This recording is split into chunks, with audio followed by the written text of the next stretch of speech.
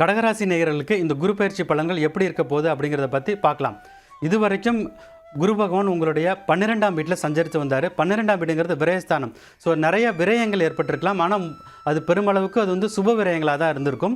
So இப்போ வர்ற குரு வந்து ஜென்ம ராசிக்கு வர்றாரு. ஸோ ஜென்மத்தில் வர்ற குரு வந்து வீண் விரயங்களை ஏற்படுத்தும். அதனால் பண விஷயத்தில் நீங்கள் வந்து ஜாக்கிரதையாக இருக்கணும். சனி பகவான் வந்து 9ஆம் வீட்டில் மிகவும் சாதகமான நிலையில் தான் இருக்கார்.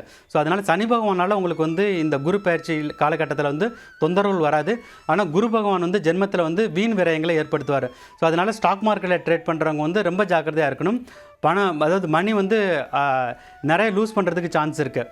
அது வந்து ஸ்பெகுலேட்டிவ் ட்ரேடிங் பண்ணுறாங்க இல்லையா, இல்லை டே ட்ரேடிங் பண்ணுறவங்களுக்கெல்லாம் பணம் வந்து அவங்க நிறைய காசு, அதாவது கோடிக்கணக்கில் பணம் போட்டால் கூட அது எல்லாமே கரைஞ்சு போகிற அளவுக்கு தான் வந்து டைம் வந்து அந்த அளவுக்கு ஹார்டாக தான் இருக்குது வந்து. அதனால் உங்களுடைய சுயஜாதகம் வந்து நல்லா இருந்தால் மட்டும்தான் நீங்கள் வந்து ஸ்பெகுலேட்டிவ் ட்ரேடிங்கே பண்ண முடியும். பெஸ்ட்டு என்னென்னா நீங்கள் வந்து ஸ்பெகுலேட்டிவ் ட்ரேடிங் பண்ணாமல் லாங் டேர்ம் இன்வெஸ்ட்மெண்ட்டில் போட்டு அப்படியே விட்டுறது பெட்டர். இல்லைனா ரியல் எஸ்டேட்டில் போட்டு அதை வந்து டச் பண்ணாமல் இருக்கிறது வந்து நல்ல விஷயம் வந்து.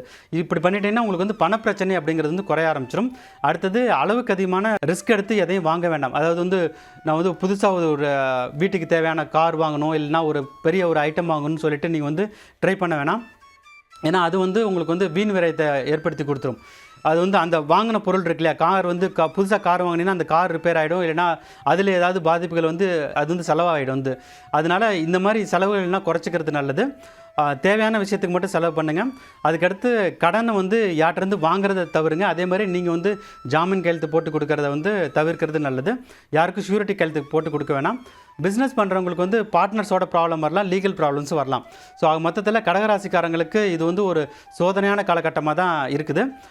குறிப்பாக வந்து நீங்கள் வந்து ரொம்ப கவனமாக இருக்க வேண்டிய பீரியட் என்னென்னு பார்த்தீங்கன்னா, ஆகஸ்ட், செப்டம்பர், அக்டோபர் மாதம் வந்து ரொம்ப ஹார்ஷாக இருக்கும். அதுக்கு அடுத்த வருஷத்தில், அதாவது ஏப்ரல், மே, ஜூனும் வந்து ஒரு கடினமான காலகட்டம் தான். ஸோ நீங்கள் வந்து இந்த ஃபேஸ் வந்து ஈஸியாக கிராஸ் பண்ணுறதுக்கு உங்களுடைய ப்ரியாரிட்டிஸை வந்து கரெக்டாக செட் பண்ணிக்கணும். ஹெல்த்துக்கும் ரிலேஷன்ஷிப்புக்கும் ஃபஸ்ட்டு ப்ரியாரிட்டி கொடுங்க. உங்களுடைய வேலை பார்க்குற இடத்துல வந்து க்ரோத்தை வந்து அந்த அளவுக்கு கண்டுக்காமல் சர்வே பண்ணுறதுக்கு என்ன பண்ணணும்னு பண்ணிவிட்டு பண விஷயத்தை மட்டும் நீங்கள் கவனமாக பார்த்துக்கிட்டா இந்த குரு பயிற்சியை வந்து ஈஸியாக கிராஸ் பண்ணிடலாம்.